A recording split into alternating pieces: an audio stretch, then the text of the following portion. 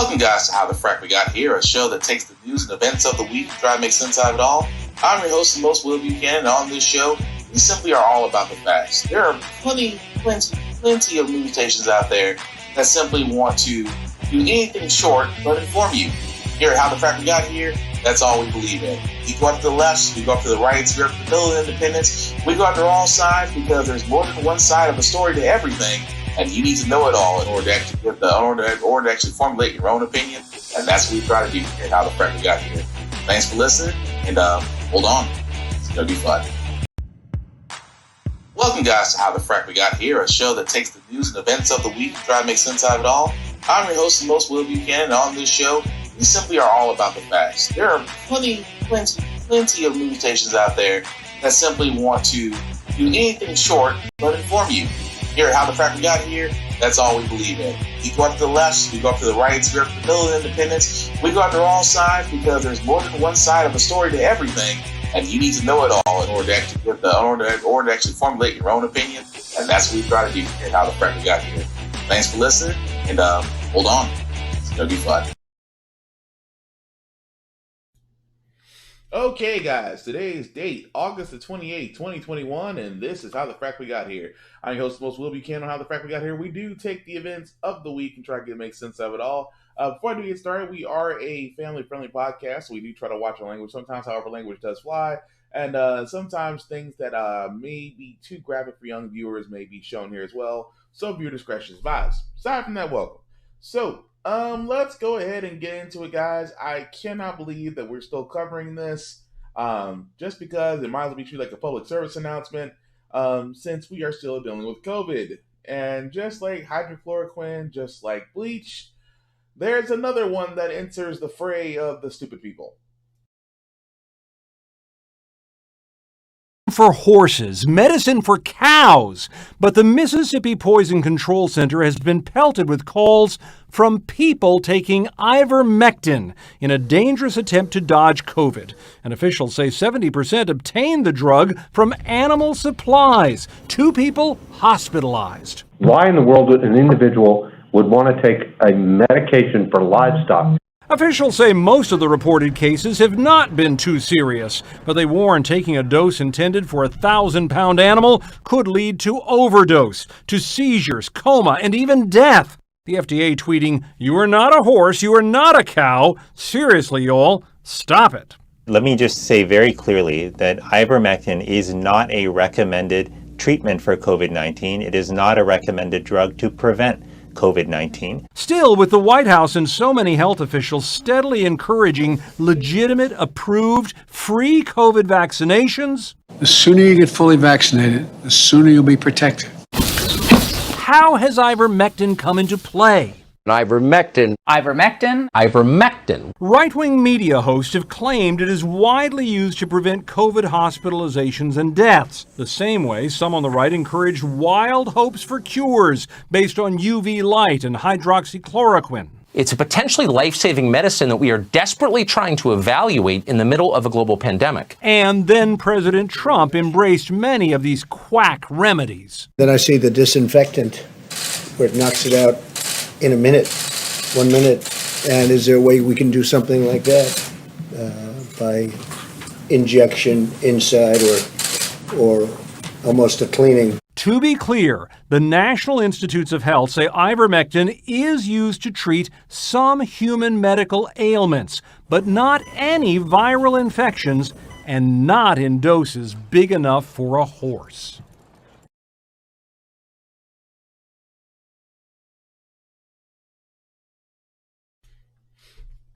Two things I take from this. Number one, the CDC, his infectious disease expert, I cannot remember her name right now, when Trump was president, but the look on her face as Trump is trying to explain, well, can't we just inject this and clean from the inside? The look on her face was like, I should have stayed at Johns Hopkins. I should have stayed wherever I was. The level of it was just, you could tell there was some self-reflect as you're seeing Trump talk about all the things that he wished he could do in order to, appease his people. But again, ivermectin, for all those that know, and right now this seems to be only in Mississippi, which is interesting as all get out. But yes, ivermectin in large doses can be poisonous. It does not prevent COVID. It does not treat COVID. It is used for other ailments, but it's not used for COVID. So again, let's just add this to the list of dumbass remedies that have been tried. So you had ivermectin, hydrochloroquine, and bleach. So far, we are too short of bingo at this point for dumb people. But I just wanted to point that out just because the fact of the matter is somebody's going to try it. But unfortunately, as we move on to worse news, sadder news, the simple fact of the matter is the Supreme Court in their great consultations, and this is a Supreme Court that's heavily conservative and very little leaning liberal, have decided to overturn the CDC's eviction moratorium, which would have lasted us until the end of October, but now has put a lot of people in jeopardy.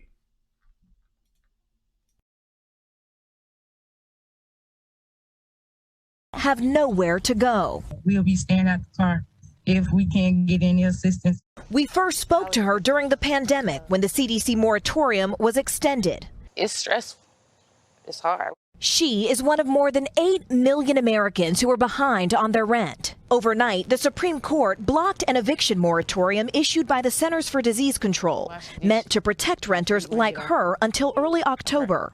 My heart dropped. It was like, wow, on top of everything that's going on, this added more pressure. In a 6-3 opinion, the court said the CDC does not have the authority to keep the moratorium going. A reversal the White House calls disappointing. What we're trying to do here is prevent people from being evicted from their homes. But a group of realtors argued before the Supreme Court that landlords have lost as much as $19 billion a month since the moratorium began.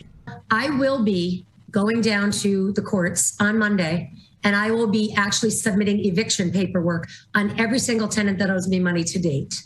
Deb Pusateri owns 70 buildings in Albany, New York, and says the Supreme Court decision is past due. Where do we get the money to keep paying the bills? Where do we get the money to keep supporting the tenants? Who's going to pay back the debt that I've incurred? Meanwhile, states are currently working to distribute the first half of the $46 billion of emergency funds that have been approved by Congress. But the Treasury Department announced Wednesday that only 20% of that money has actually made it to renters, leaving renters like Burse racing against the clock. For the moratorium to be reinstated, the Supreme Court says Congress would need to vote to extend it. Meanwhile, experts say landlords could begin the eviction process as early as next week.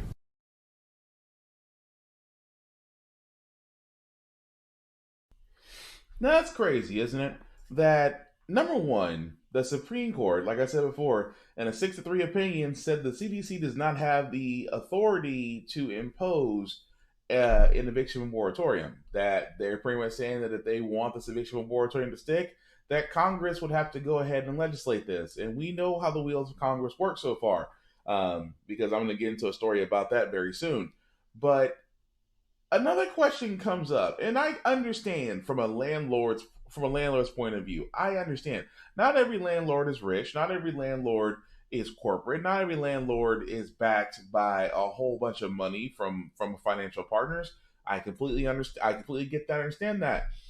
The thing about it is, this is where I sit here and say, the simple fact of the matter, folks, is just that, number one, that PPP loan, that stupid paycheck protection loan, they gave thousands of dollars to people, some of them illegally, some of them that just learned to scam the system and get money from the PPP loan, took away from the fact that I would ask, for the simple fact of the matter is, number one, I would ask landlords, did you apply for the PPP loan? Because again, I understand it's a program that worked for some, worked for a lot of people, but did not work for the people it should have worked for. And at the same time, the rental assistance. I mean, I get where landlords come from. You put nearly $50 billion. Sorry, that's wrong. You put nearly $48 billion out there for rental assistance. But if that was the case, then that means they would pay you. So I get that the landlords, I get the situation. you're stuck with a tenant that can't pay you, and because it's a moratorium, which was put in for reasons, more public health reasons than anything else, they don't have to legally leave. But here's the problem. Again, I have to ask this question. For all these landlords that are going to be evicting tenants that can't pay, keep in mind we are still having a job. I mean, we have a bunch of crappy jobs out there. I keep making this argument because every time I see someone post on Facebook or social media where they turn around and sit there and say, we have plenty of jobs, we're hiring, this just lazy people. Time out. What's your pay? I ask that question all the time. Whenever someone says there are plenty of jobs out there, people are lazy, I ask this question all the time. What's the pay rate? And immediately people get quiet when I ask this question because there's a reason why I ask this question. Because what this pandemic has shown us, a lot of people, that the 10, 11, 12, 13, 14 dollars an hour ain't cutting it no more. A lot of these companies and corporations were getting away with the fact that they were low paying people, less than $15 an hour. And those very same people who had to, pay increases in rent, who had to pay increases in utilities, who had to pay increases in groceries. If they have kids, they probably had to pay childcare, or they're, paying for school and things of that nature. All those costs went up, but their paycheck remained the same. And in the middle of a pandemic, a lot of those jobs disappeared and never came back. The jobs that did come back, however, again, people have realized they don't want to kill themselves over the pay rate, because they're going to wind up working themselves to death. So again, I have to ask this question because I use the fast food industry, I use the service and hospitality industry as the biggest example of this. Because go around, even in my hometown, Nashville, go around. The places that used to be open 24 hours a day are probably like open till 8 or 9 o'clock because of short staffing. They're open from 8. I mean, they don't stay open until 24 hours anymore. Even McDonald's, who's usually prided for staying open 24/7, might be the only business, but again, they're working with skeleton crews. So you may not get your food as fast as you think you will. Or at the same time, what about not even fast food joints? What about hotels? What about retail stores? What about grocery stores? All of that is impacted, folks. So again, I've always sat there and said this, and I'll keep on saying this. If jobs are so rampant, what's the pay rate? Because the pay rate is crappy. A lot of people are realizing they are not going to kill themselves for low wages. At the same time, the prices on everything, like I discussed during the midweek review, they're going to keep going up just because of COVID and the fact that America has become more of an import country than an export. Because let's be honest, over 80% of what all Americans buy now is basically imported. So if it's taking a while to get here, and even more so, less of the stock shows up, prices are going to go up, supply and demand. So that whole elements of a perfect storm goes right back to what I'm saying, that a lot of people, especially if you have kids, have to figure out how to make ends meet. And some people, they do the best they can. They can work 2 jobs, or they can get a side job going, or get a side hustle going. But the overall remedy is to all of this is that you have to start at the catalyst, which is getting people, basically raising the minimum wage. It needs to be raised higher than $15.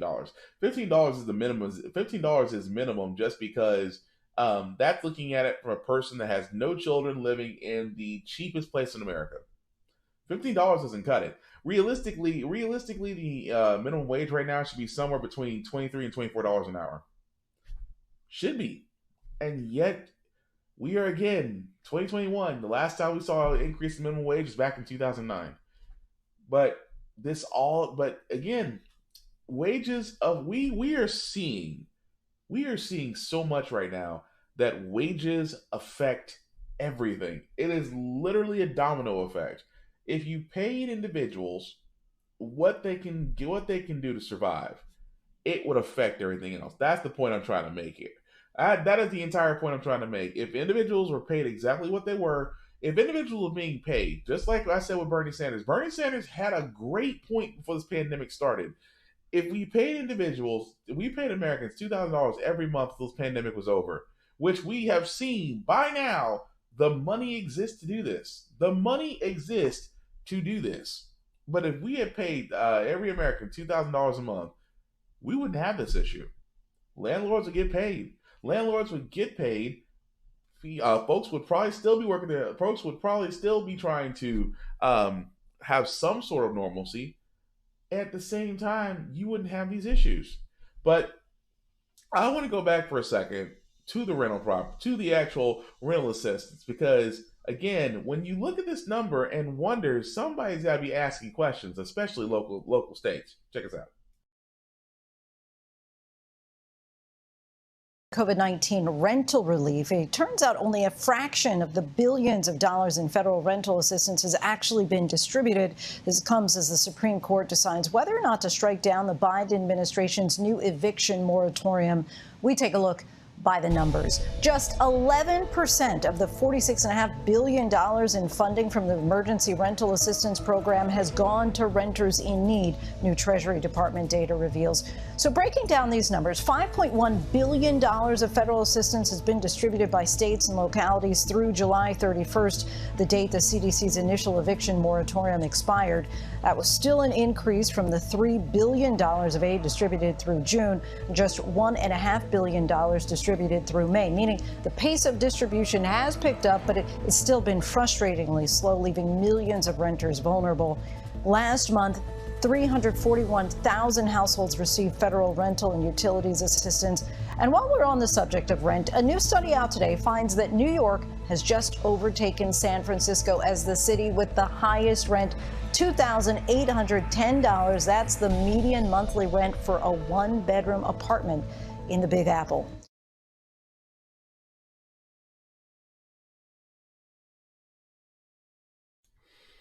All I'm saying is somebody's got to be asking questions. Like, for example, and again, this goes back to the states. Like, the rental assistance, and nearly $47 billion in rental assistance, less than 3% of it has been distributed. And this can be argued because this goes down to states. And states will turn around and sit there and say, well, this is the reason why it's not happening. Like, I don't understand from a state, because I can't argue federal. Federal has done its job. It allocated money for rental assistance, right?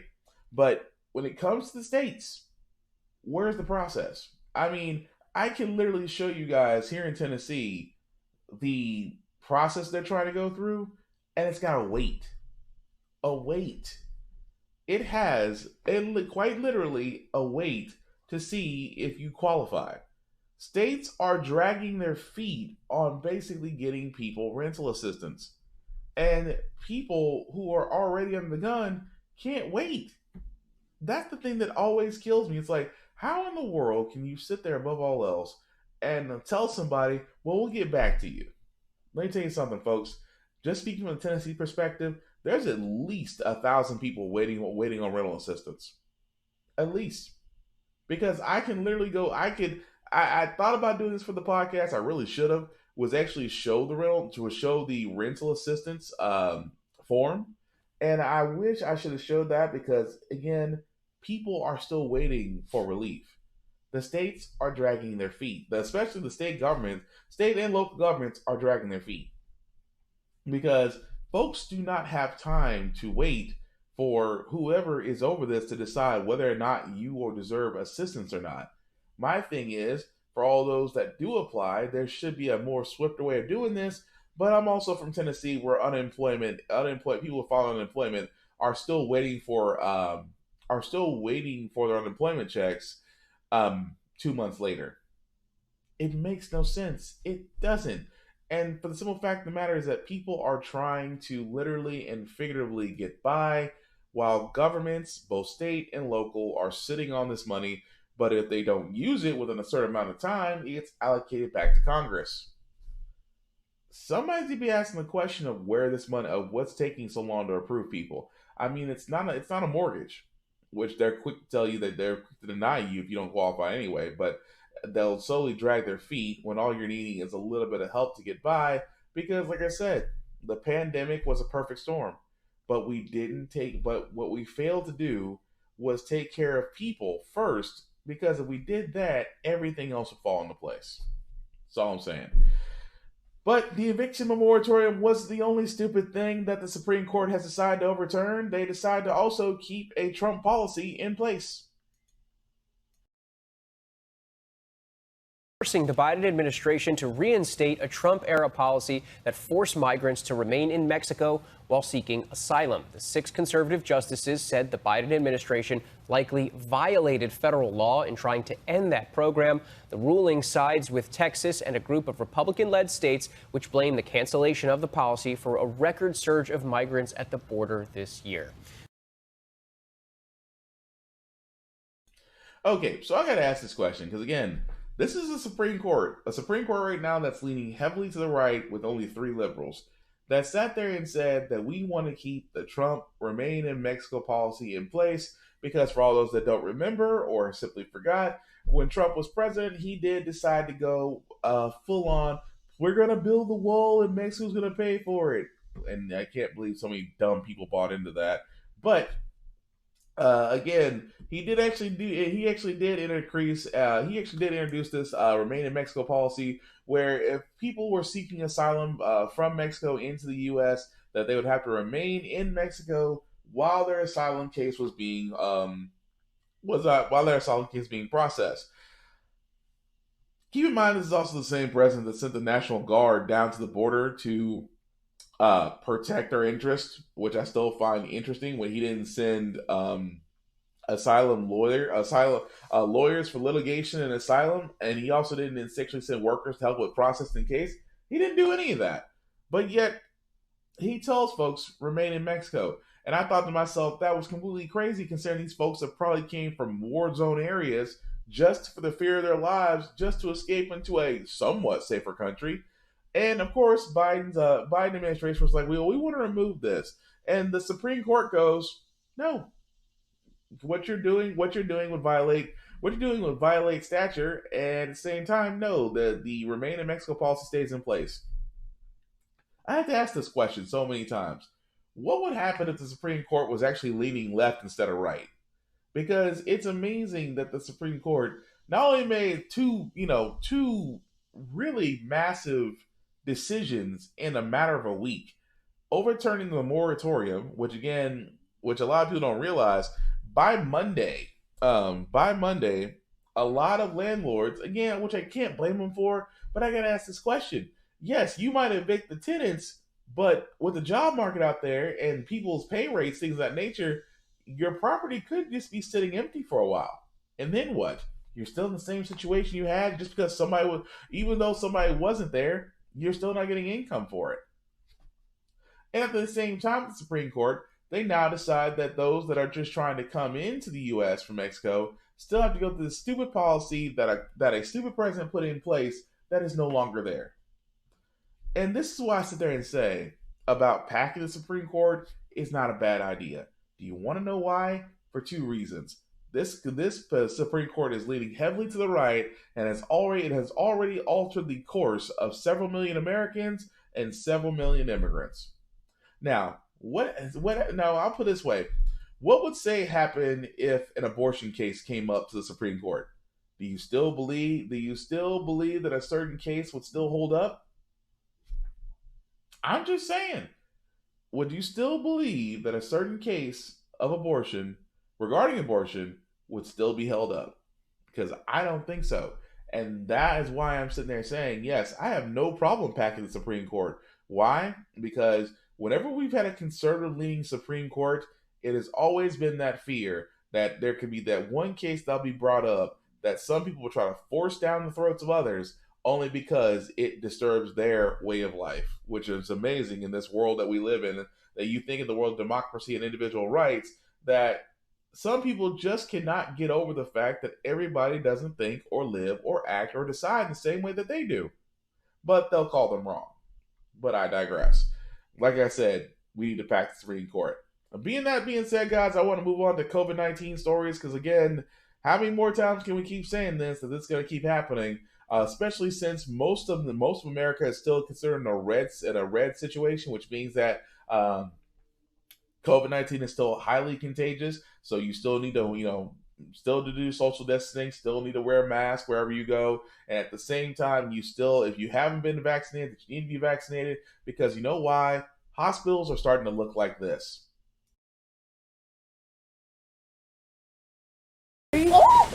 Dolly Monceau being moved from the COVID ICU to a regular COVID bed.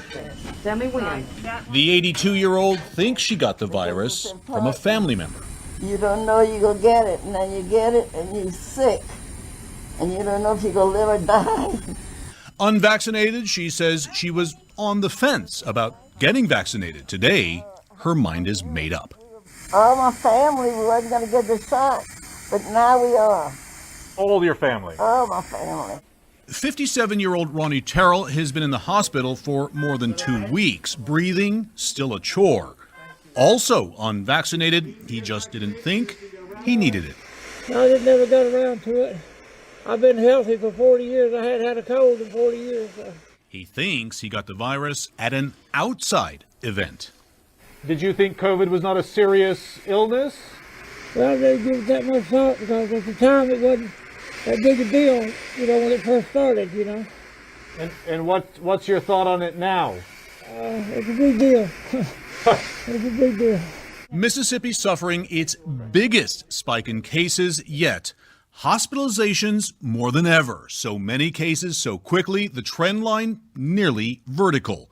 The vast majority of cases, hospitalizations, and deaths all among the unvaccinated.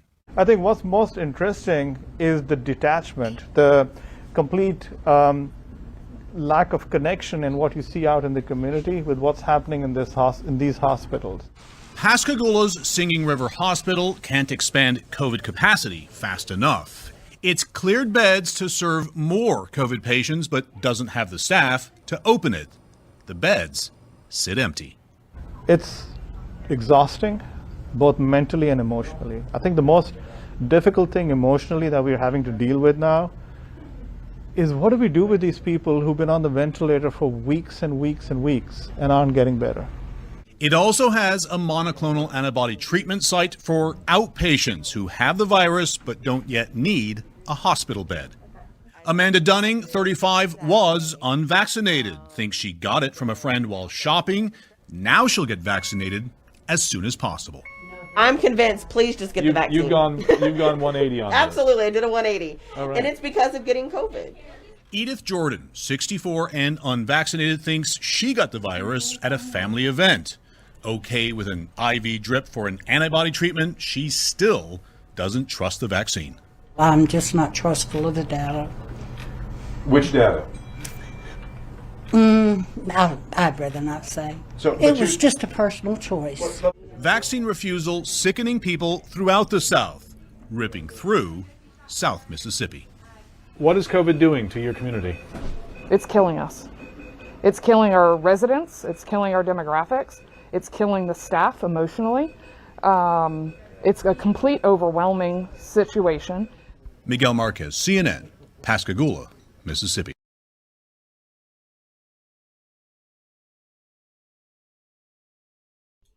While I'm muted, all I can sit there and say, guys, that was, first and foremost, if that doesn't tell you the state of America, nothing does.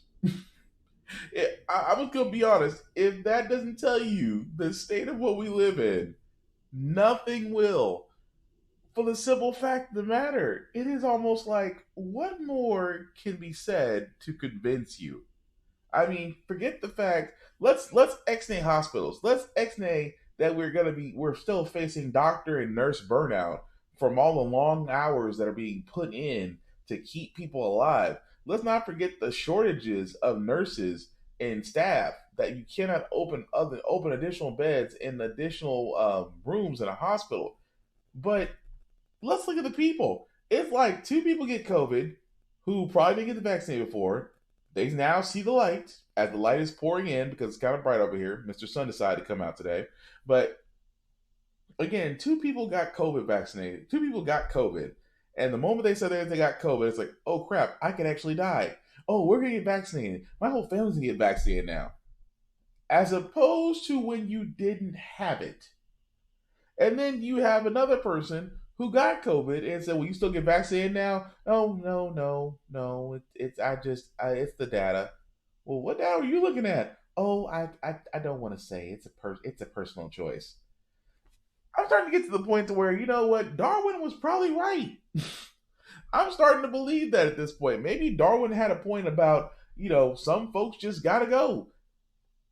I'm starting to believe that because what more will it take? Because again, hospitals are at the breaking point. One is Mississippi. Here's the other one.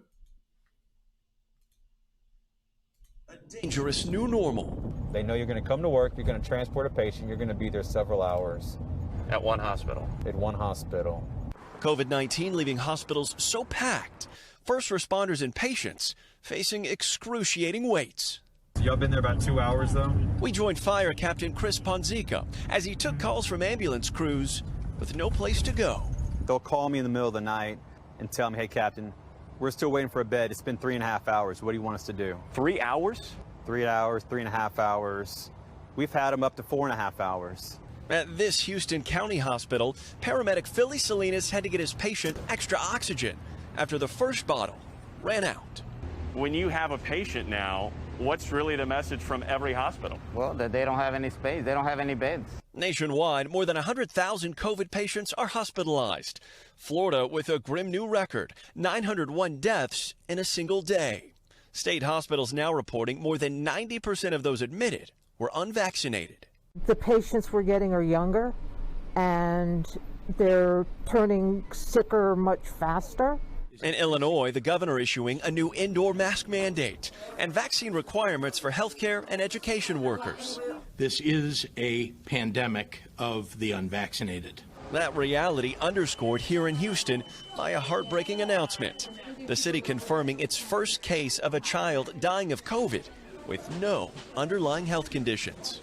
Do you think your patient has COVID? For those on the front lines facing an already overwhelmed hospital system, there's no end in sight. COVID is real. It's killing people. We're seeing a vast majority of our patients that don't have the vaccine. We're transporting them to the hospital and they're barely breathing sometimes. So I would tell them to get vaccinated. And paramedics stress the COVID impact goes from their current patient on to the next. They say their biggest fear is someone having a dire emergency, say a heart attack, and it taking longer for an ambulance to reach them because so many of them are tied up at hospitals like this one. Craig? Morgan Chesky for us there in Houston. Morgan, thank you. And that is another thing about this whole situation. I keep on telling folks, your actions as far as you being vaccinated can affect others. They do affect others. And they bring up an amazing point at the end of that the journalist does bring up, that for all those who are being transported for COVID and waiting in hospitals, there's also that other individual that could be having a heart attack or could be having a major critical need to go to the hospital via ambulance. But if all the ambulances are tied up because they're trying to find COVID beds, then yes, that person having a heart attack, or that person that's in physical distress, that person that's extreme pain and things of that nature, that same individual may not make it in time to the hospital to be treated, or worse, could die while waiting. So I point this out all the time. Yes, COVID itself has so much more consequences. Get vaccinated. This is literally by far the easiest argument to win, because folks will sit there and say, it's FDA. I mean, let's be honest, Pfizer's FDA approved now. That was the main sticking point for a lot of people. It's not FDA approved, no, but it was emergency sanctioned, which the FDA can do. But now Pfizer's FDA approved. I'm almost certain about the next 3 to 4 months, so will Moderna, so will Johnson & Johnson. And then all three of the vaccines will be FDA approved. What's the excuse now? You don't trust the data.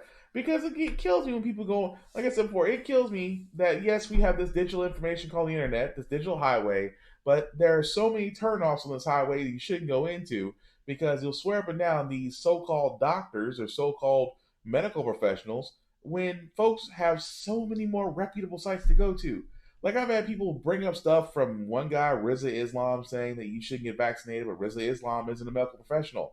You've had folks turn around there and say, well, this person on the internet who I follow all the time, okay, but are they a medical professional? Are they a research doctor? Are they a scientist? Are they a biologist? If they're not any of these things, why are you listening to them about something that somebody who calls himself an expert is listening on?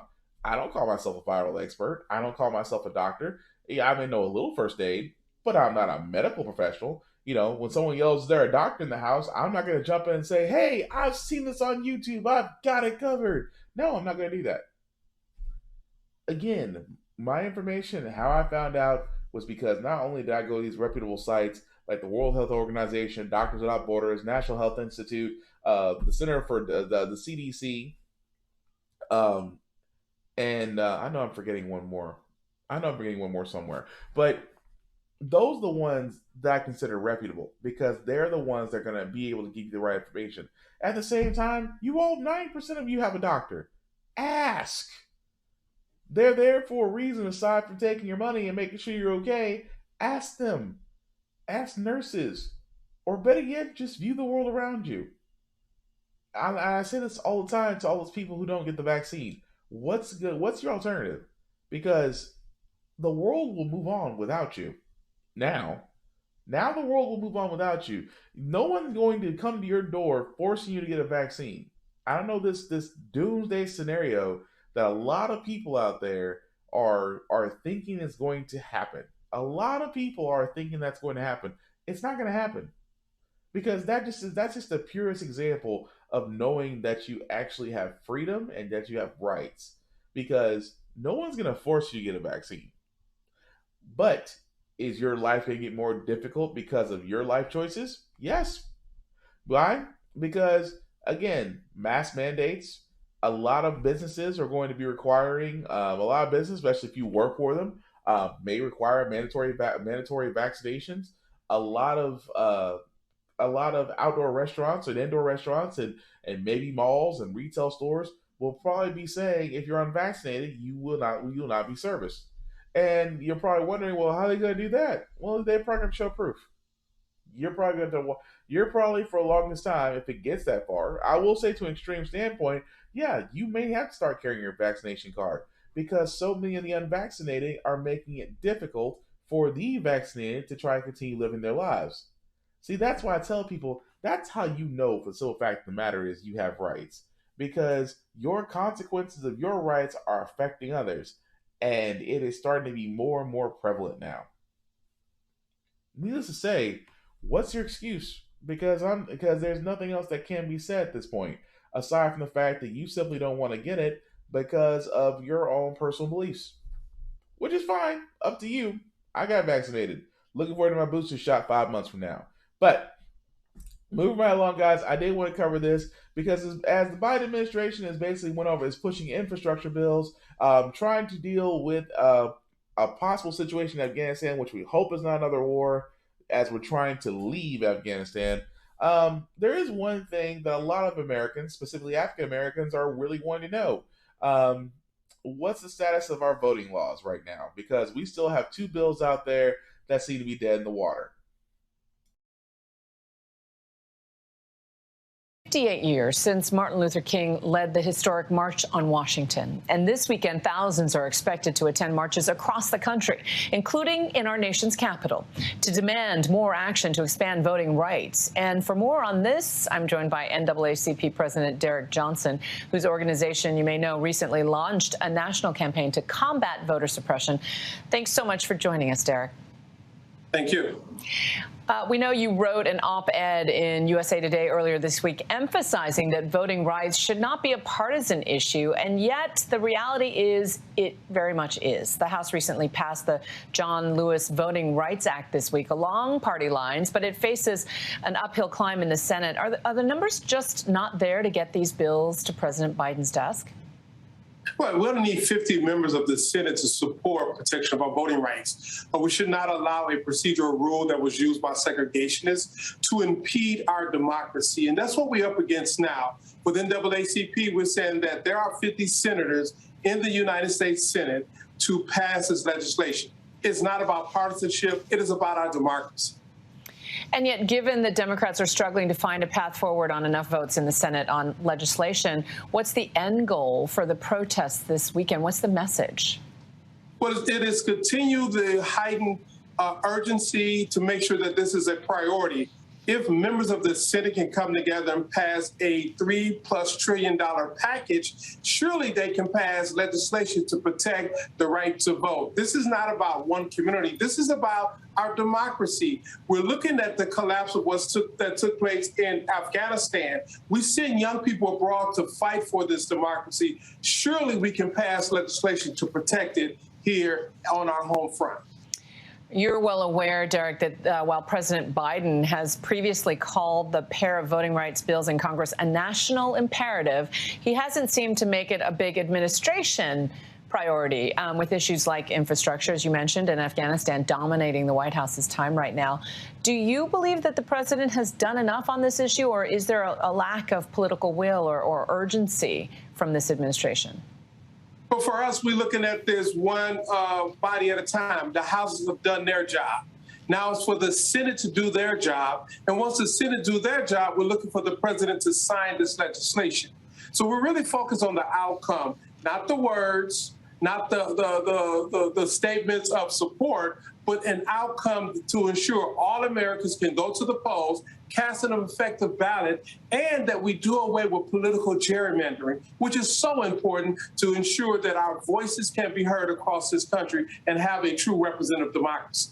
And so, speaking of words, have you had any recent conversations with President Biden or his team on efforts on voting rights? And if so, what's the message?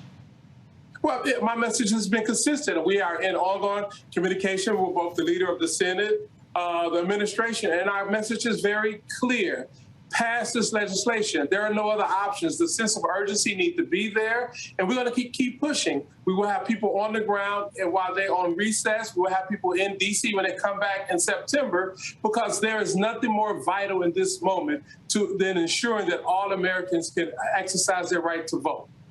One of the details that stands out in your op-ed is the number of bills that have been introduced by state legislatures, making voting rights in this country more difficult. So far, you pointed to at least 17 Republican-led state legislatures passing voting restrictions in recent months. Given the pace at which Republicans are moving on these bills, are Democrats running out of time to address this before the 2022 midterms?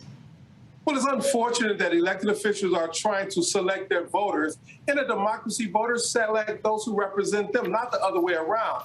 And we are pressing the sense of urgency of members of Congress to do their job. This is not a partisan issue. This is an issue to ensure that we have elections that are fair, that are transparent, that are inclusive, so all legitimate citizens can fully participate in the electoral process. And that's all we're asking for. This is not a Republican issue or a Democratic issue. This is an issue about America. It's a moral obligation to protect our Constitution. And I want to get your reaction to another question brewing in the nation's capital today in the headlines. The Supreme Court ruling to suspend the CDC's nationwide eviction moratorium. Congressman Cori Bush, who led a protest that successfully led to the administration taking action to extend that moratorium, said in a statement today that the Black and brown communities, and especially Black women, will bear the brunt of this decision. Your reaction? You know, Congresswoman Cori Bush is speaking from a personal experience. It is unfortunate in the midst of a current homelessness crisis that we are witnessing in this country, something that's been building up for several years, is going to be compounded by individuals being evicted. We must have a permanent solution to the ability of individuals to be in housing.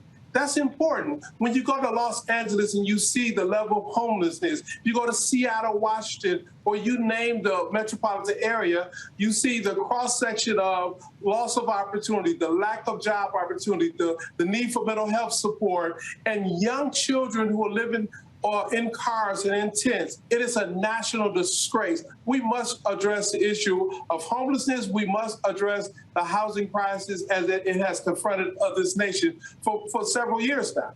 Derek Johnson, president of the NAACP, thank you so much for your time. Thank you. Now, it's still crazy that, again, the question remains. He's right, the John Lewis Act, and we still have the American Voting Act still sitting out there. And I have to ask this question. What is, they keep in mind that the current administration and those in the election pool ran off the fact that we are going to protect voting rights. Because if you don't believe this, Texas, remember Texas was passing that restrictive voting rights bill that all those Texas House Democrats left the state for a while? Yeah, it got passed. Because that entire local state government is mostly conservative. And they passed now a restrictive voting bill that's going to target minorities. Because why? When minorities show up and vote out in full force, Republicans hate it. And they try to stare and call it voter fraud. Well, we're just trying to make sure voter fraud doesn't happen, even though there's yet to be a record of major voter fraud out there, and the voting fraud that is caught is usually for Republicans. I'm just reporting the facts, folks. At the same time, yes, our voting rights are still being unprotected because, again, Republicans are not doing this because of voter fraud. They're doing this because of voter turnout. They're doing this because they know that, well, there's a lot of things changing in this country. That the Mayo are no longer going to be the top dogs as far as the voting, as far as the major pools go. If anything, they're sliding ever closer to the minority. And the one thing I always sit there and say, that when you're the majority for so long that you're about to slide to minority, there's this little fear in the back of your mind that wonders, are they going to wind up doing the same thing that our previous generations done to their people? And you would think that fear would go away, but no, you're going to have those people that are just out there and going, oh no, this could possibly happen. But it won't. But this is the reason why they don't want to do voting. Because, let's be honest, conservatives are only for Mayos, not for minorities. Even though, what's that one guy, Herschel Walker? I was going to do a story on how Herschel Walker was going to be running for Congress and that he got Donald Trump to show up to promote him. And I kept on telling you, for every person that's a racist, that's a bigot, that says they have that one black friend, that raccoon is the one black friend. Aside from Candace Owens. But, Candace Owens got shunned when she was no longer a bedwench for the Republican Party. So take it how you will. But again, he asked that question, which again, I asked Chuck Schumer. I asked Chuck Schumer and Nancy Pelosi, where are the voting rights? Because 2022 is around the corner, folks. Yes, Congress is currently in August recess, but I ask this question all the time. 2022 is around the corner. You don't think the Republicans are gunning to break up this majority, albeit a small one? This small control that Democrats have? You don't think for 1 second that the Republicans will use that? Because if they get the House, cool. If they get the Senate, cool. Because you know what that does? That puts the kibosh on anything that the Democrats or President Biden tries to do. That's the Republicans' job. The Republicans' job for the next midterm election is to basically disrupt the Senate or the House. That's just it. And if they succeed in that mission, then forget trying to get anything else done during these next couple of years. I'm just pointing out the facts, folks. But also pointing out facts, I wanted to bring this up as well as we starting to wind down toward the end of our podcast. That again, I knew about the Harlem Hellfighters because I like student of history, especially Black history. That the Harlem Hellfighters are one of the most feared regiments. You have a reputation when nations feared certain Black regiments. I always thought this was pretty cool. Even more so that I did not know that the Harlem Hellfighters were never given their congressional recognition. And one actual representative from New York tried to change that.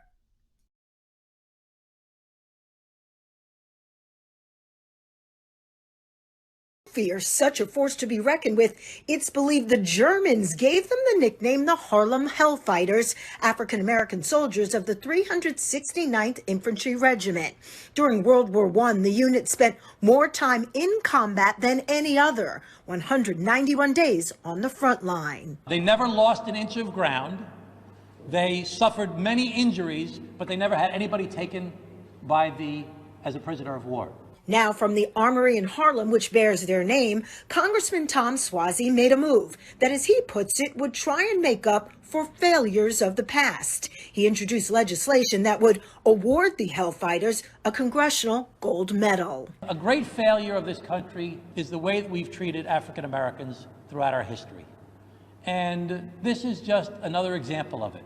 In 1918, the Army assigned the unit to the French because the soldiers' white American counterparts refused to fight alongside blacks. They were the most celebrated African American regiment in World War I, was also on the ground in World War II. But with all of that, once back on U.S. soil, the sting of racism. They fought for freedom for another country, but they did not find freedom themselves. Most were from Harlem, but 36 soldiers lived in Glen Cove, including Deborah Willard's grandfather. I want to say the words honor, gratitude, and most importantly, America. Words these men so deserved to hear long ago. Former Congressman and Army veteran Charles Rangel. We have fought, we have died in every war in order to make this country better. Kimberly Richardson, Channel 7. Eyewitness News. That's crazy, isn't it? That one of the most feared and respected black regiments of the U.S. Army never got their due. And again, that just goes to show you, even other groups out there, Panthers, that was another group. Harlem Hellfighters was another group. I can keep going down the list, but it does bring up a wonderful point that these heroes were never celebrated. And I always thought to myself, that is the greatest slap in the face if you think about it. That how is it that you can go fight for a country that does not love you, only to come back and be treated like a second-class citizen? I will never understand that, and I do hope they do get recognized. And I do hope that the families of those soldiers who passed, I hope they get recognition as well, because the simple fact of the matter is that just goes to show you how deep and divisive this racist world truly is. It really does. But again, I'm going to keep following that story because, like I said, I'm a student of history, and I love the fact of finally seeing those who have made such an impact on this country finally get their roses, or flowers, as they love to say. But I definitely will follow up with that. Speaking of follow-ups, though, I did want to cover this because, like I said, with COVID going out there and people going nuts, remember the story I did last week about Williamson County here in Tennessee, where we're progressively backwards. In Williamson County, they were discussing about mask mandates, and the parents went crazy. Yeah. Part 2.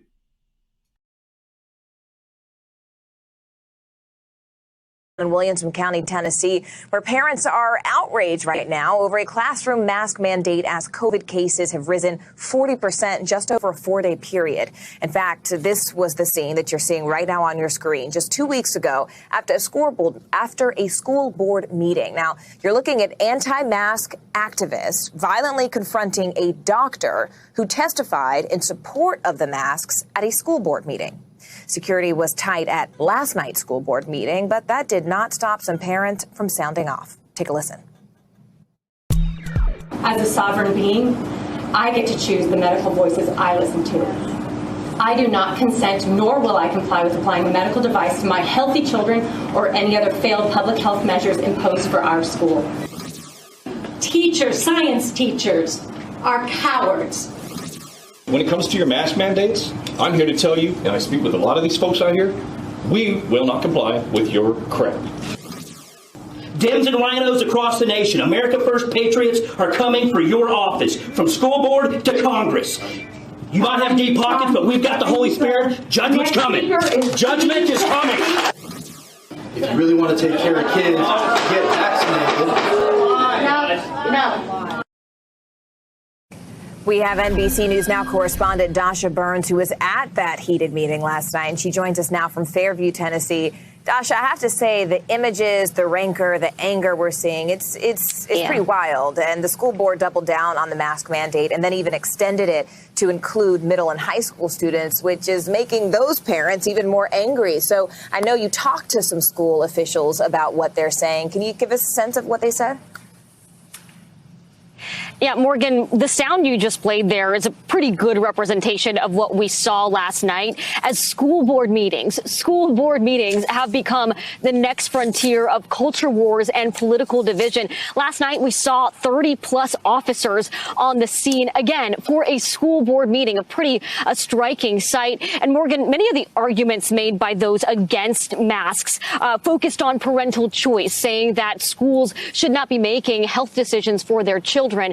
But what I'm hearing from school officials, they're saying that schools have always made health decisions for students while they have been on school property, that it's part and parcel of what the school system is responsible for when kids are in their classrooms. I want you to hear what one of the school board members that I spoke with told me. Take a listen.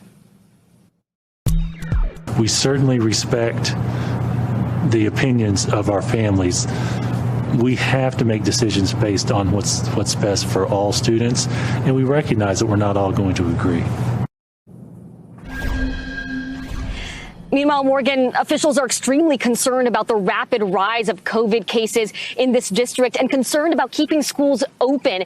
This middle school behind me had to shut down just a couple of weeks ago because they did not have enough staff or enough students to keep it open due to illness. And they actually had to take an inclement weather day because state policy right now doesn't allow them to go remote. And school officials are worried that there's going to be more of that. And ultimately, they're hoping that the focus can remain on the kids instead of the politics, Morgan.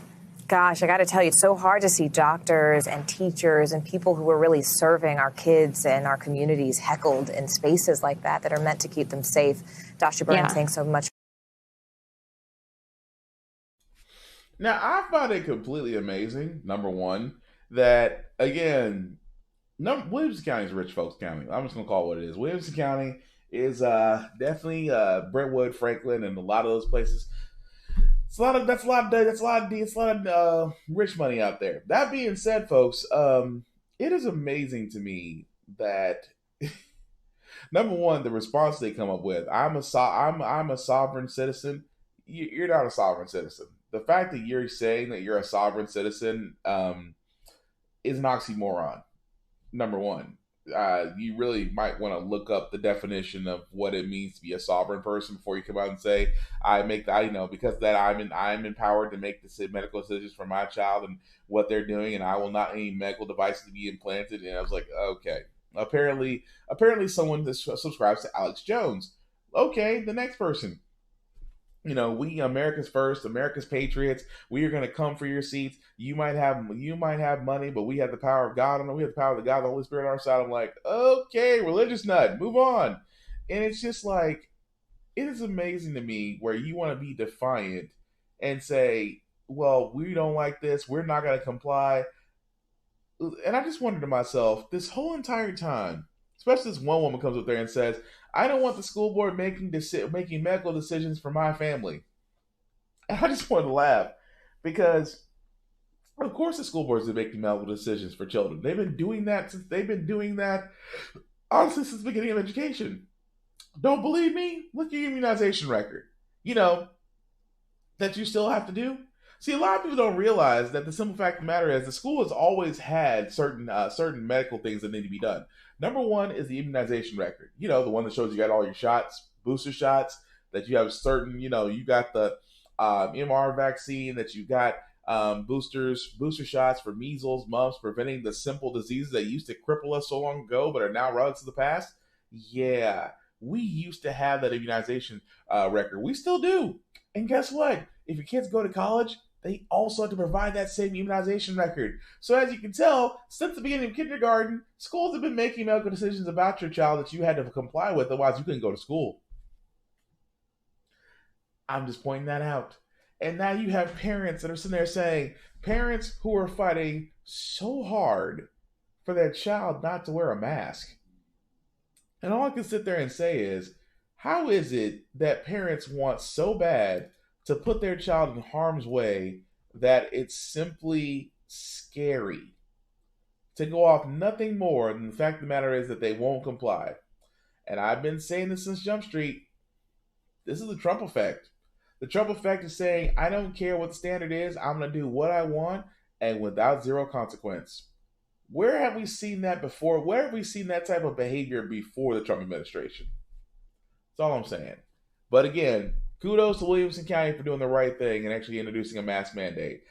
Even though technically they should just not only be doing remote learning, but I understand remote learning may not work for all students. But if we keep pushing forward in the middle of this pandemic, trying to get more students in schools, I think it will lead to an increase in COVID cases, because best believe there'll be one or two that'll be in that school that are definitely carrying the virus, and it will not take much to spread. We see it in Florida. We see it in Texas. Do you honestly think it'll be any different in Tennessee? I highly doubt it. Moving right along, the last story I got, guys, before we get to our feel-good segment, is the story of a certain individual, a certain Capitol police officer who for the longest time was in hiding because he shot and killed a domestic white terrorist. You'll know what I'm talking about when I play it. On the internet, but you've never been officially publicly identified. Do you want to tell us who you are? My name is Michael Byrd. I'm a lieutenant for the United States Capitol Police. For months, he has lived in hiding, he says, over this moment. His decision to use deadly force against a rioter as she climbed through a barricaded door that leads to the House chamber. In the months since, he's been the target of threats. Could you give us the nature of some of those threats? They talked about, killing me, cutting off my head, very vicious and cruel things. Racist things? There were some racist attacks as well. It's all disheartening because I know I was doing my job. Given the nature of the threats that you described, do you have any concern about showing your face and identifying yourself? Of course I do. That is a very vital point, and it's something that is frightening. I believe I showed the utmost courage on January 6th, and it's time for me to do that now. Responsible that day for securing the House chambers, Byrd couldn't see what Americans were witnessing on their TVs, but he could hear it in the pleas from other officers. Were you afraid that day? I was very afraid. What are you hearing on your radio?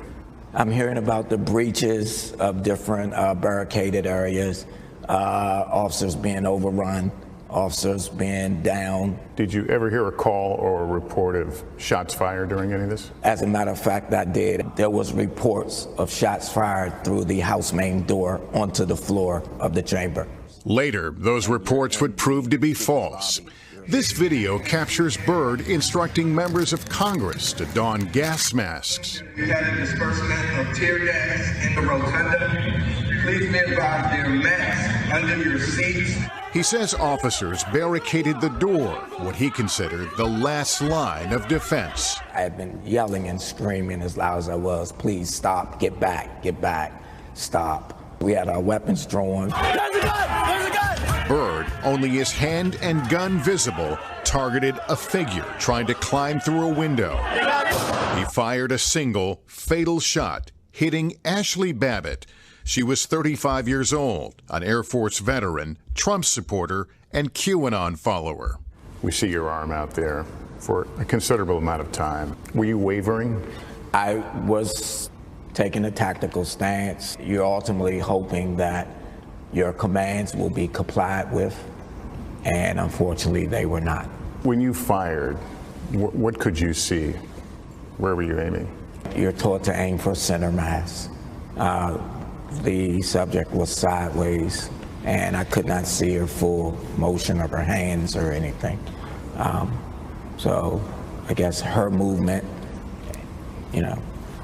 caused the discharge to fall where it did. And what did you think this individual was doing at that moment? She was posing a threat to United States House of Representatives. But an attorney for Ashley Babbitt's family disputes that. He did not respond to our request for a comment, but in a previous statement said Babbitt was not brandishing a weapon, not in close proximity to members of Congress, and was not an imminent threat of death or serious injury to anyone.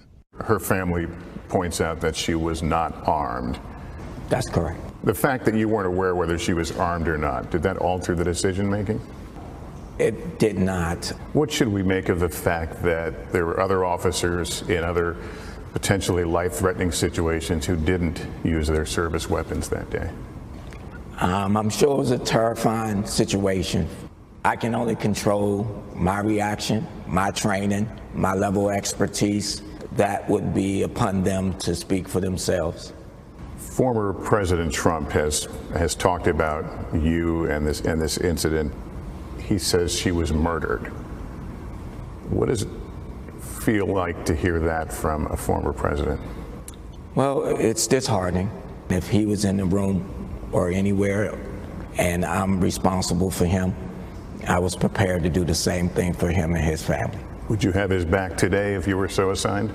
I sure would, because it's my job. As I said, your name has been on the internet for some time in an unofficial way. A lot of rumors, a lot of accusations, one of which is that you had some sort of political motive. You were a political operative. I do my job for Republican, for Democrat, for white, for black, red, blue, green. A few years ago, you were investigated for leaving your service weapon in a bathroom. Yes. And that's been brought up by those who are questioning your competency. Yeah. Do you want to respond to that? Sure. It was a terrible mistake. I acknowledged it. I owned up to it. I accepted the responsibility. I was penalized for it. And I moved on. Multiple investigations have now upheld Byrd's actions on January 6th.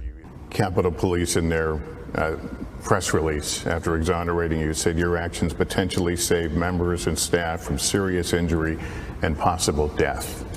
What was it like to hear those words, to see those words? Those words meant a lot because that's exactly what I did on that day. That was my mission. That was what I prepared for. And it's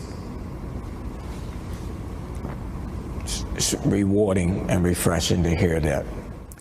Lieutenant Byrd says he still loves his job and looks forward to returning to it. That's crazy, isn't it? The simple fact of the matter that all the man did, and I love how they don't say this. I'm going to say it, and I'm on record on saying this because this is live and it's on Facebook. We'll be uploaded to Facebook. I'll be uploaded to YouTube later. Ashley Babbitt was a terrorist. She was a domestic terrorist. And the fact that Lieutenant Byrd did what he was supposed to do with terrorists. When terrorists are threatening U.S. House members, they are met with extreme prejudice. Especially when Ashley Babbitt was a part of that group of domestic terrorists that tried to pull a coup d'etat and tried to stop the electoral vote from being counted on January 6th after being incited by Trump to go down there and go stop the count. Actions have consequences, people. She's not, yes, she may have been a former veteran, but again, her choice was made the moment that she decided to go in with rioters and literally and figuratively try to stop a federal procession of the electoral vote count. She made that choice when she tried to climb in that window. She made that choice when she went into an area. But the simple fact of the matter, she made that choice. I don't feel bad for her because, again, she made that choice. Once you make that choice, the consequences that follow are ultimately upon you. No ifs, ands, or buts. Sorry that she feels that way. Sorry, I mean, well, of course, she doesn't really have an opinion anymore because she's dead, but her family is crazy. Oh, she didn't have a gun. She wasn't trying. She wasn't threatening. She wasn't this and this. Let me tell you something, folks. If you're a part of a mob that decides to go ahead and storm a government facility, and that you are sitting there, incited by a stupid person to come across an area to where armed people with guns had to make a decision. And I'm sorry, he said it eloquently. Lieutenant Byrd said it eloquently. They were a threat. We were trained to deal with threats. Well, did you aim for center mass? Yes, you do aim for center mass. Ask any Secret Service person if you ever get the chance. Do you think they shoot to wound if someone tries to go after the president? No, they shoot to kill. They shoot to kill. Capitol Police are the same way. They are basically responsible for the safety of U.S. Congress members. Do you think for 1 second they shoot to wound? No, they shoot to kill. And at the same time, I don't feel bad that Ashley Babbitt's dead. Her choices led to her consequences. And this man, who has been in hiding because other people out there, mostly on the right, extreme right, have decided to try and take down this man, have decided to try to, paint him a picture saying, well, he was unfit for his duty and things of that nature, when all he did was his job. That's all he did, was his job. And I can't fault him for that, because again, people are crazy out there. The internet, what the internet has done for some people has empowered them to sit there and say, oh, here's his name, here's his record, here's this, here's that. Like I said before, I'm not surprised by that. But kudos and strength to that man for what he is saying, coming forward and saying, look, I did my job. I'm exonerated, I did my job.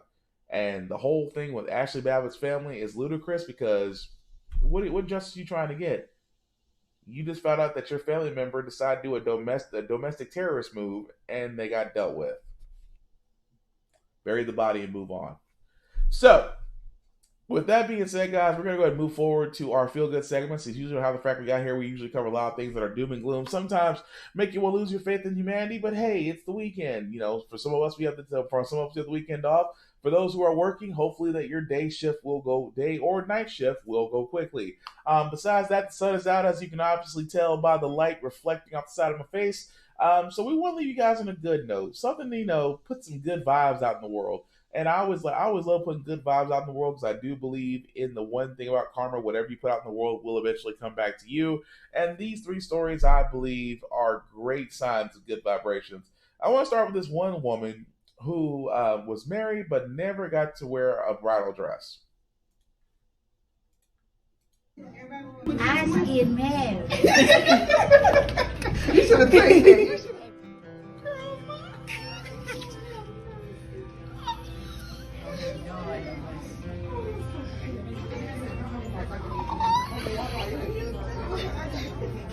Hey, girlie. I know. You look so pretty. We want to try this out first.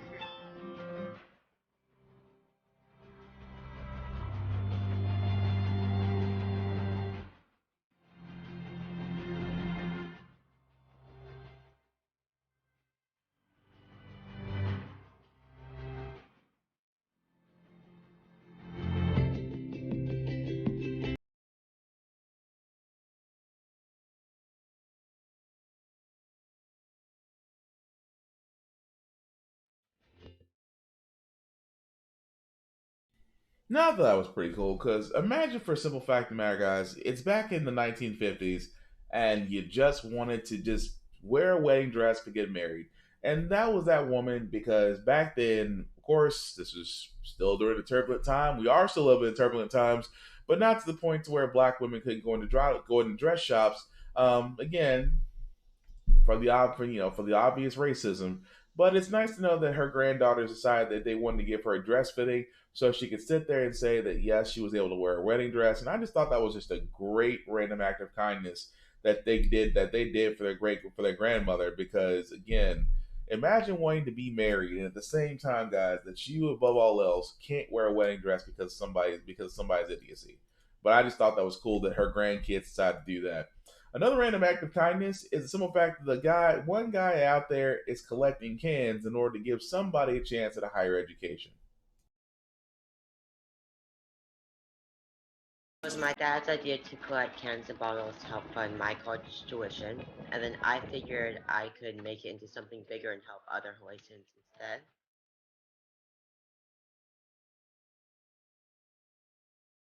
We want to create a system where at least yearly we can send 1 to 2 kids on a fully funded route to college. So that would take 2 to 4 million cans and bottles. There's just so many things that he's learning from this experience. And so we believe this is part of his education.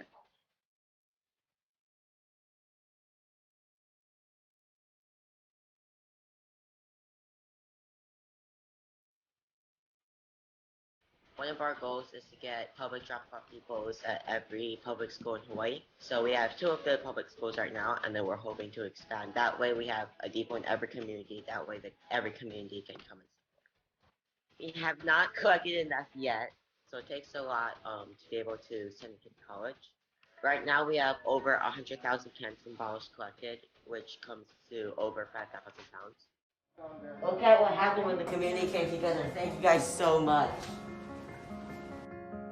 It's really just like about hope. Hawaii already has very high living costs. COVID made that even harder. And as a Hawaii kid, I understand it does take money to like live and like be in a home, have food every day. I want to give away for students who may not be able to have like been able to go to college by themselves. Every can counts, 1 can and bottle at a time. Now, again, I thought that was cool. I mean, simple fact of the matter is, I've been saying this about random acts of kindness, that the world could use more of it, and that if you have the ability to make somebody's life great, whether it's a minute, a day, an hour, or a lifetime, to go ahead and do it, because you don't know the impact that you could have on somebody. And I just thought that was pretty cool. Simple fact of the matter is, he's basically collecting cans for recycling to send a kid to college. There's just something about, I mean, what more at this point? This man is just, this young man, middle schooler, mind you, young man, not someone older. And I always love when the kids do stuff, because when the kids do things like this, that tells me that, you know what, the next generation is going to have to be all right. The next generation may get a lot of things right that we didn't. And I am all for it. The last story I got, guys, again, another random act of kindness where I sit there and say it. You have the ability to change somebody's life for the best, and it's a lifetime, then definitely this man has definitely done that for this child.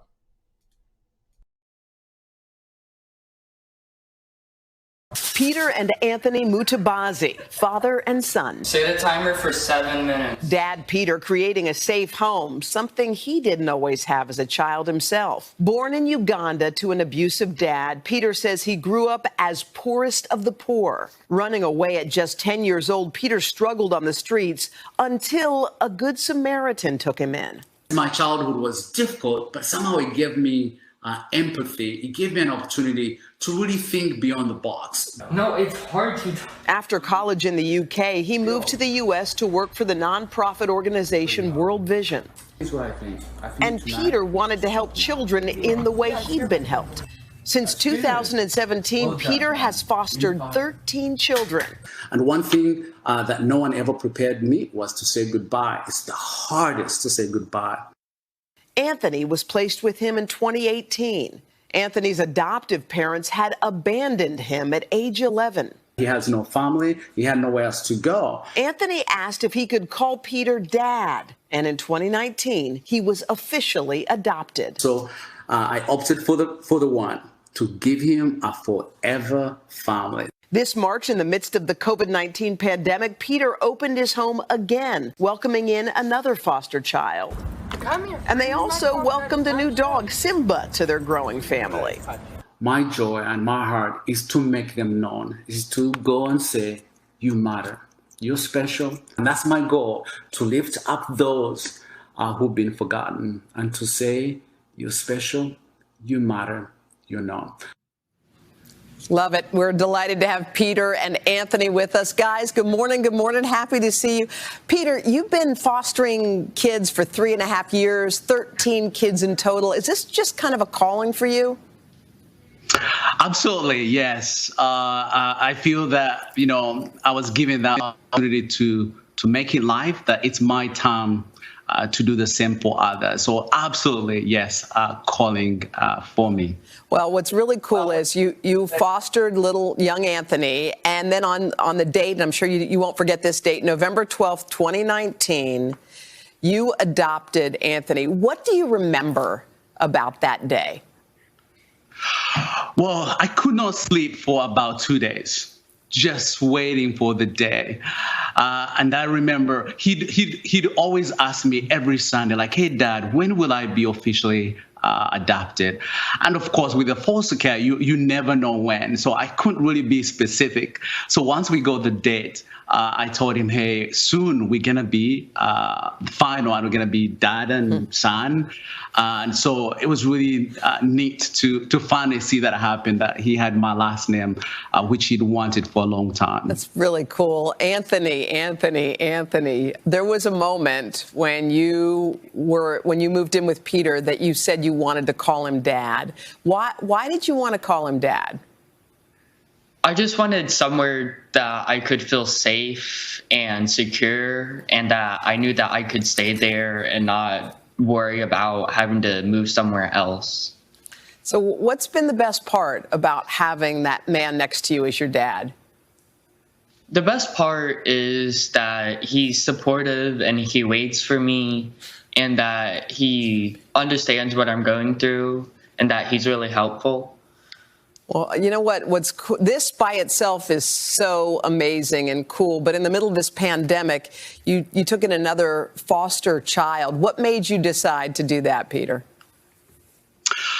I mean, it's with the foster care, they are overloaded with kids, and I could not imagine a kid, wanting to have a safe place, a place to be loved in the midst of of this epidemic. That I could not say no. That I had to find a way to give him an opportunity to have a safe place, a safe home, and as you say, that's my calling. I really had to follow my heart and say, sure, absolutely. Mm-hmm. We have an extra bedroom. We would love to take you in and make sure that you're safe. So. Yes, and I, of course, most families or most homes have been closed because of the, epidemic. So I knew they didn't have that many options for them to go. That I knew that phone call was meant for me, and we had to take that little one in. Now, your story's gone viral, obviously. It's been everywhere. I saw it. It caught my attention of you guys jumping up. And it also caught the attention of a lot of single ladies. A lot of single ladies who are like, "Hey, Peter, anyone catch your attention?" Oh, I don't. Anthony says no. Yeah, Anthony's like, I don't, I asked him, I said, we could have more kids or I could have a wife. And he's like, well, that means I have to answer to two people, like, I'm not sure I want that. So. Well, hey, by the way, Anthony, you recently turned 14, so we wanted to give you a little belated happy birthday, and we didn't know what we should send you, so we thought we should send something. So we thought it's hot out. How about an ice cream cake? And then we also sent along some video games, some new video games and some controllers, a little package for you to hang out with. What do you think, buddy? This is awesome. Thank you. This is amazing. You were like my favorite person. Second favorite next to your dad, huh? Yes, well, and here you go. Happy birthday, Anthony. Thank you so much. Yeah, it's all for you. Hey, Peter, thank you so much for everything that you're doing. Your story is really catching the attention of a lot of people, and I think it's kind of becoming contagious. People are seeing your generosity and reaching out and doing the same. So we want to say thanks. We appreciate you. Well, thank you as much. We wish more could do more for foster kids, especially teenagers that have nowhere to go. And if each of us can do a little thing, we're not called to be foster parents for sure, but we can give a little we can to help those even who are foster parents. So thank you. Well, we appreciate you. We're going to have a lot more on Peter's remarkable story at today.com. Peter and Anthony, thank you guys so much. I always thought it was funny that, here's how you know these 14-year-olds are always funny. Number one, she's like, oh, the cake. Oh, video games. Oh, cool. And he starts, the eyes say everything. And I'm the same way. I still play video games. I still love playing video games, playing new video games. But when someone hands you video games, it's like, ooh. I mean, the cake is cool, but ooh. Okay, thank you. Thank you so much. And you can see the look on his face was just, thank you. Thank you so much.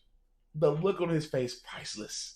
But I thought that was pretty cool, though, just because, number one, it takes a strong person to be a foster parent, even a stronger one to adopt teenagers. And he's exactly right.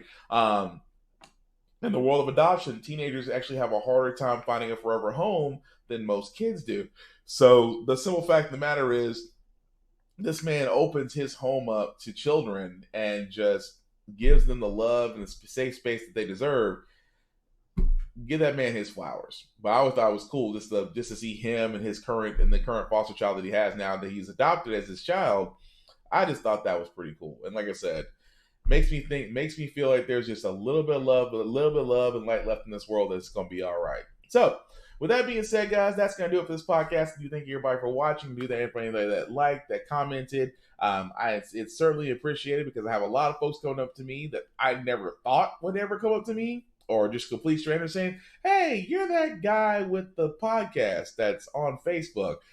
They never can say how the Frack we got here, but it's like, "You're that Frack guy," and I was like, I'll take that. But again, thank you all doing that. Hopefully you guys will like and subscribe and really share this podcast. Like I said, the news should be done this way just to inform you guys of all the facts and allow you to make up your own mind. But before I do get out of here, I do want to do some shameless plugging. I do got to talk about my other podcast brethren, my buddy Big BZA Dot, Avon Westwood on Facebook, or Big BZA Dot everywhere else. Has a couple of podcasts. His first one is Smoking Trailer Sundays, every Sunday from 6:30 to 9 p.m., in which he goes over trailers of video games and movies that he finds interesting and things that you might like as well.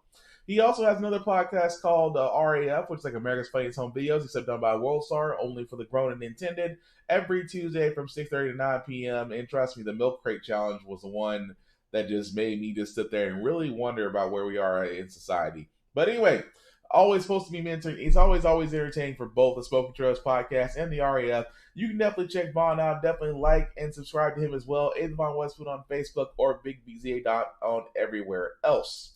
Also, shout out to the other guys. That sounded so terrible. Ari and Guy present Geek Salad, guys that we just recently met and actually done podcasts on both sides. Also, podcasting brethren.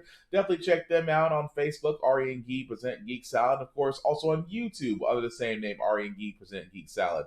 I hope to have a graphic from them because I want to be able to promote as many other Black podcasters as I can, because of the way we network. Once we get up, it opens the door for everybody else. That's how we all get in. So there's no crabs in the barrel here. It's all about handing the next man the next hand up, because we all want to make it.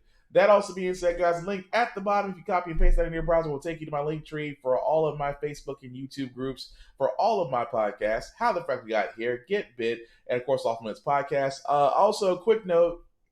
Yes, we didn't do a Get Bit podcast last night. We will make up for it, however, Sunday afternoon. So this Sunday afternoon, we will have another special edition of Get Bit, which we go over video games, anime, comic books, things of that nature. So definitely apologies that we didn't get to it last night, but we definitely will make up for it this Sunday. That also being said, guys, like I said before, if you have a chance to basically make somebody's life great, do it. The world can use more random acts of kindness. If you have the ability to change somebody's life, whether it's a minute, a day, an hour, or a lifetime, go ahead and do it. I've just shown you 3 different stories of people that are literally doing one thing to change somebody's life. And you don't know the impact of a good, and I always said before, never underestimate the impact of a good thing that you do for somebody. If you do it out of kindness, then it will come back to you unfold. I truly believe that. Not speaking from a religious standpoint, I'm just speaking about the fact of every action equals an opposite but equal reaction. And I truly believe that if you put good out in the world and that good will eventually come back to you. Might take a while, but it'll eventually come back to you. So, also, guys, like I said before, as I've shown previously in this podcast, COVID Delta variants are real. People are being hospitalized. COVID beds are filling up, and at the same time, people are still walking around like nothing's happening. Please, let's be smart about this. Let's start wearing masks. If you haven't been vaccinated, I implore you, I ask of you, please get vaccinated, because you do have a better chance to survive. And the vaccination is not a cure, no, but it will help you survive the COVID Delta virus. Please, oh please, if you haven't been vaccinated, do so. And just try to protect yourselves and your family members. It's not about just you now. It's your consequences affect everyone. I cannot stress that enough. your consequences on whether or not you protect yourself, get vaccinated, things of that nature affect everyone, not just you. So do it. So I always tell people, don't do it just for yourself, but really do it for others. It just makes sense to do that. That's all I'm saying. The last thing I'll say about how the fact we got here, it's all about staying informed. We are not trying to change minds, persuade people, or trying to force you to our way of thinking. We are simply doing what the news stations of old try to do, which is basically give you all the facts and allow you to make up your own mind for yourself. We do a lot better as a society. We're informed, we're progressive, we're actually learning from our history and righting wrongs of the past in order to lead to a productive society. Like electing our first Madam Vice President who is black. Still hoping for Michelle Obama in 2024, if she ever changes her mind. Aside from that, guys, that's going to do it for me. Again, I hope to see you guys a little bit later for the Optimist podcast, but we definitely will be doing a Get Bit podcast this Sunday afternoon. But again, thank you all for liking, sharing, subscribing. If you're watching this on the playback, ooh, that was terrible. If you're watching this on the playback of this podcast, please comment if it's live. I still want to know your opinions. If there's stories or things of that nature that are happening in the U.S. or in politics that you want me to look into and cover, I can definitely do that. Please reach out to me. Definitely William Buchanan on Facebook or the How the Frack We Got Here podcast page on Facebook or on YouTube. Aside from that, guys, take care of yourselves and each other, and we will get through this. Peace.